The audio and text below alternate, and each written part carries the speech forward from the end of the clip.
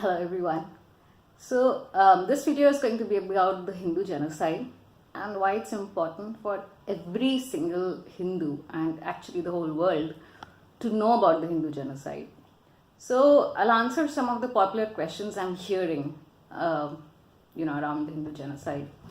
First of all, the biggest differentiating factor about the Hindu genocide is that unlike other genocides which happened in the past, and we study them as something which happened and it's over, basically, the Hindu genocide has been going on continuously. It's not like it's over. That is the biggest point I wanted to make here, that the Hindu genocide has been continuously ongoing. It is happening even now as we speak, and it is a classic example of how a complete section of society, how an entire ethnic group has been subjugated by multiple forces. So that's a second differentiating factor, that in other genocides it's usually one force or one group of people who are doing the atrocities. But for Hindus, it's a case of multiple perpetrators, and we have documented all of this. So many people have this question that how can you say that it's a genocide? So if you actually go and read the website, it's hindugenocide.com. We have given an entire study of what is a genocide as per international law, what kind of crimes are classified as a genocide as per international law, which has been documented by UN and many other branches of the UN. So as per all of those definitions, all the crimes we are listing are a genocide.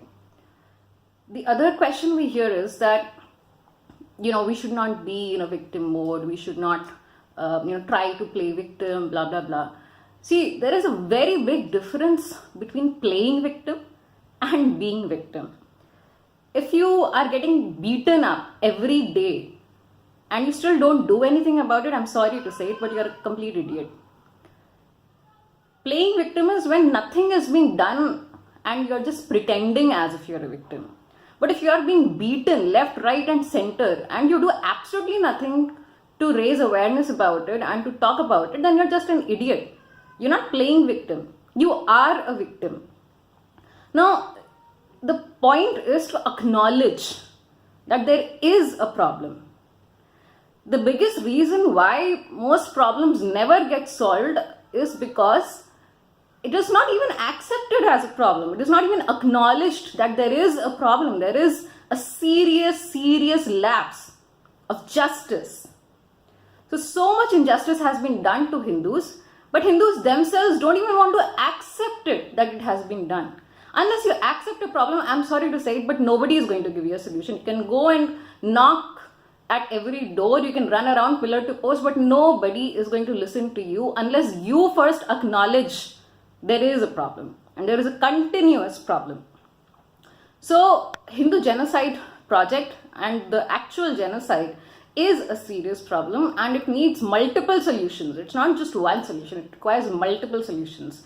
And a problem of this scale, the very fact that it has been hidden, the very fact that most people don't know about it, don't talk about it, don't even understand it, means that there is a serious conspiracy to hide it. Otherwise, how can something like more than 500 million people being affected, how can a problem of this scale be hidden from the eyes of the masses? It's just not possible without an orchestrated attempt to hide it.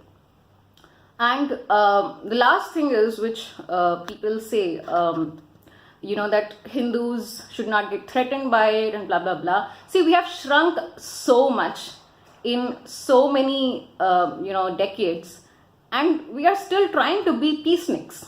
We are still trying to behave like, oh, just keep quiet, carry on with your work. The world doesn't work like that. So there is a serious problem. And one more thing I want to point out is that we keep hearing this phrase, right, that history repeats itself. And history really does repeat itself. Now, if you don't know about the many genocides and the many attempts to silence Hindus, you will not know that the whole entire cow protection movement and the attacks on Gorakshaks is nothing new. It has been happening since the 19th century, since like maybe approximately since around the time of the advent of the British. Since then, these kind of conflicts where Hindus are trying to protect the cow and Muslims are trying to kill, slaughter cows, these kind of conflicts have been going on since then. And the same kind of strategies are being used, but you will not know it if you have not read about it. If you think what is happening in Sabarimala is something new, then you should be informed that absolutely similar kind of atrocities happened to Hindus in Ayodhya at the time of the Babri Masjid conflict. But again, you will not know about it if you've not read about these kind of atrocities and these kind of problems Hindus have had before. So history, it's not just that history will repeat itself, history is repeating itself. So this is not a hypothetical situation. This is happening. Only you are unaware of it. The Hindu genocide is happening. And the sooner we wake up to it, the sooner we can find ways to stop it. So I invite all of you to please at least familiarize yourself and acknowledge the problem of the Hindu genocide. Solutions come from the correct identification of the problem. We have not correctly identified the problems, the sources of the problems, and that is why the problem is not solved till now. So please share this video and read the content. We are continuously adding more content to the site, and thank you for listening.